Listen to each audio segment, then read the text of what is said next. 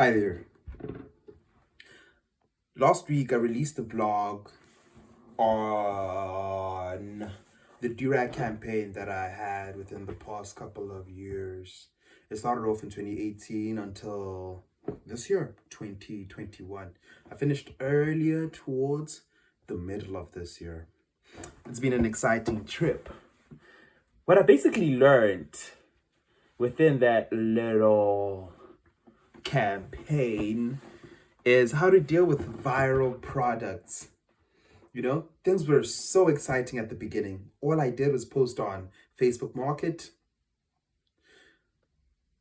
Gumtree. Later on, I posted on OLX, but my partner posted on OLX before we got together and decided to form this entity called Durag's A1. Check it out on Instagram. It was pretty cool. So with that being said, the nature of the product was exciting. Prior to that, I was dealing with denims. So when it came to dealing with durags, things were really fast because nobody was selling durags. Yes, Nuff Nuff had durags. Nuff Nuff in Johannesburg Central, Carlton Center had durags, but they were pretty overpriced. People complained about them, complained about the quality. What made our product different was that A, they were custom. B, we somewhat had a warranty. If you didn't like the durag or it didn't fit properly or it tore, we'd hook you up with a different one. So with that being said, that was actually pretty great in that regard. So customer loyalty became a thing. And referrals definitely became a thing.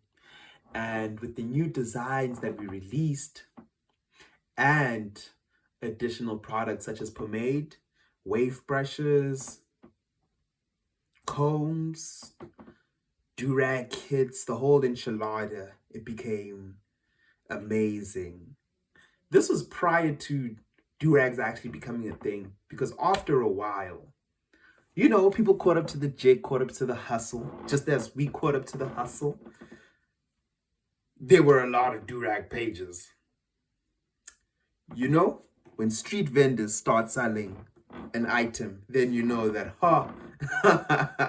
yeah, it's done. It's done. Hey, like, you can exit the game or you can continue playing the game. You just need a different point of distribution, which is what we learned with the waist trainers. But besides for that, it's like, nah, it isn't happening anymore. So with that being said, the Durag's A1 campaign was actually great in terms of learning how to deal with viral products, building a community, and yeah, I learned some of my mistakes in terms of not being formal. Because what I do is that I personally deliver the items. That was very time consuming. And sometimes, in terms of capital, it was also consuming because people wouldn't come. Sometimes people wouldn't come, or they'd reschedule, or they'd be late, or I'd be late. And it's very inconvenient. As for, we could just post it, which is what we figured out with the waist trainer thing, is that, we are not meeting up with anybody because we're really aiming to build this platform, right? And learn with these items on how to distribute items. You feel me? An example is that we don't target Johannesburg when it comes to waist trainers because, like, A, how don't you know the source?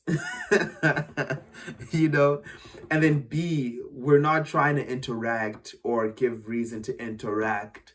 And we already know who we're dealing with and our method of distribution and who it is that we target on Facebook Market to make sure that, these specific people need the item because it isn't easily attainable. Yes, it's been overdone in Johannesburg, Gauteng. Yeah, people's grannies, people's moms, people's sisters, people's brothers, people's boyfriends are selling this. But with that being said, people externally in other provinces, can't easily access it. So yeah, deliveries, problems. Secondly, yeah, the structure was okay, but roles and responsibilities are very necessary because, okay, let's just say after 6 months, yeah, after about 6 months plus, I partnered up with my friend, Kazo, and it was great. But roles and responsibilities became a bit of a problem because all we w- we weren't all in. Not all of us were all in. So with that being said, we never discussed how to go about the roles and responsibilities to make sure that the workload was distributed equally, you know? Because from my understanding, he dealt with the promotion of it and getting the items there. Because this is not our first collaboration. And I dealt with the production. But when it came to the brushes, then yeah, I pushed majority of the weight.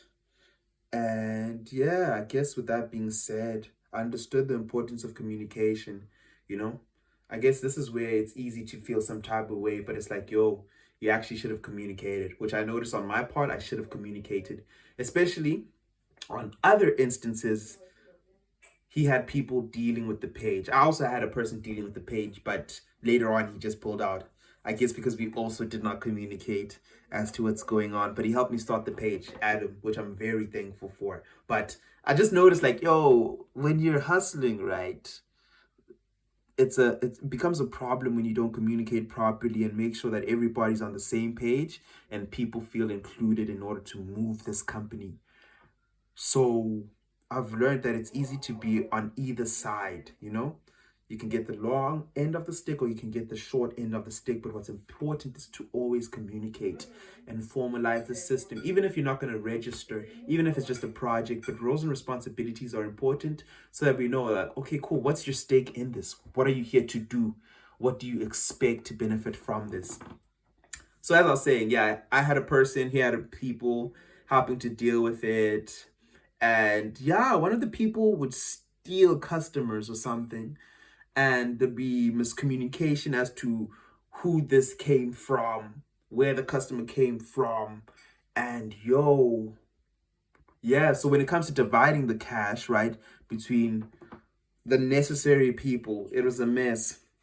And I didn't like that. I almost pulled out at that point in time just because of that one thing. And yeah. So with that being said, that was another thing. What else? What other challenges did we have? Distribution was great. I learned that we should have distributed it from the get-go.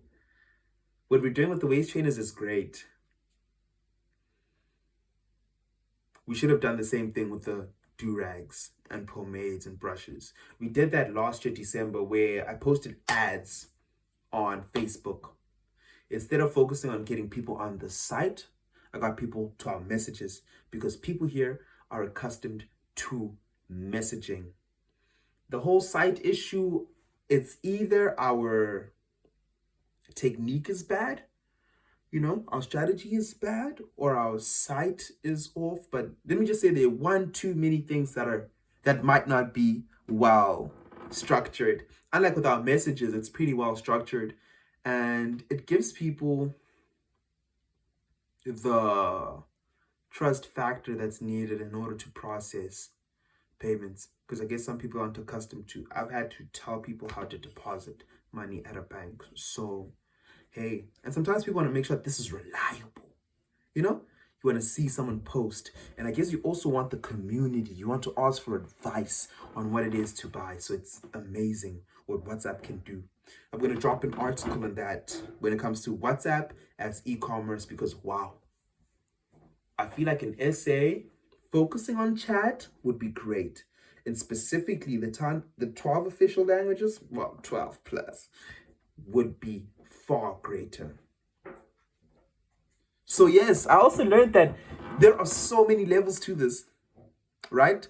Affiliate marketing is a thing. I tried to form an affiliate marketing structure, but that did not go so well because yeah, some people were not motivated. People understood what affiliate marketing is, but they weren't motivated. And I had people that I doubt they were familiar with affiliate marketing, but when it comes to the jargon of youth culture and what it is that we discussed, it'll be great, because people will plug other people would resell. So I formed documents on how to go about this and the numbers, people that are with it did it. But by that time, people already knew the Durag thing. So I learned that from the get-go, it's best to have the right people on board when dealing with a viral item, dealing with a viral product and not becoming too formal, but also let me just say, formalizing the way within you operate,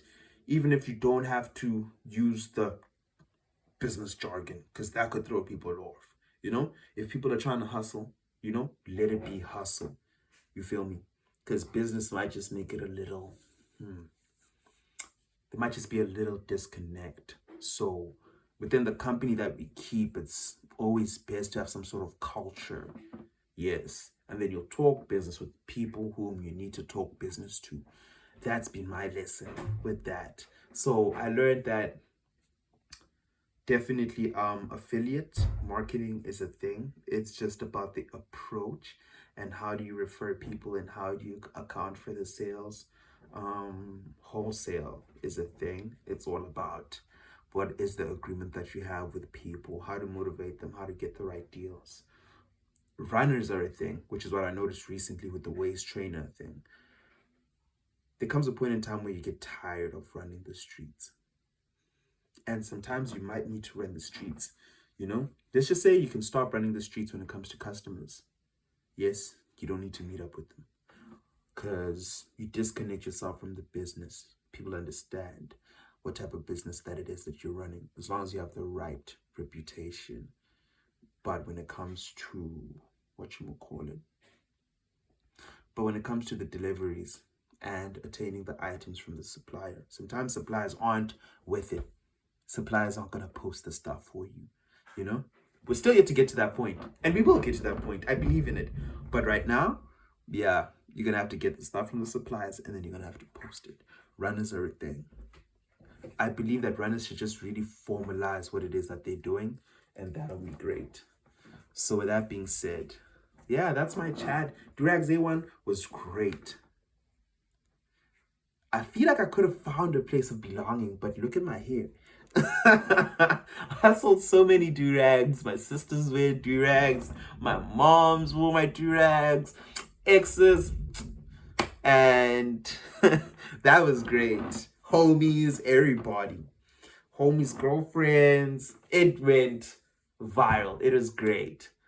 It's just, yeah, that experience was good. So, when it comes to e-commerce, I look and I'm like, yeah, it's time to deal with more items and probably offer this knowledge to people and have the right structures in place when I find, per se, people dealing with those items who want to sell on Istolo, when we get to that point and when we build the platform accordingly, which is going to be work. But with that being said, that's what's up. That's what's up. Read the article and you'll probably see what it is that I might have missed. It'll be more structured, and thank you very much.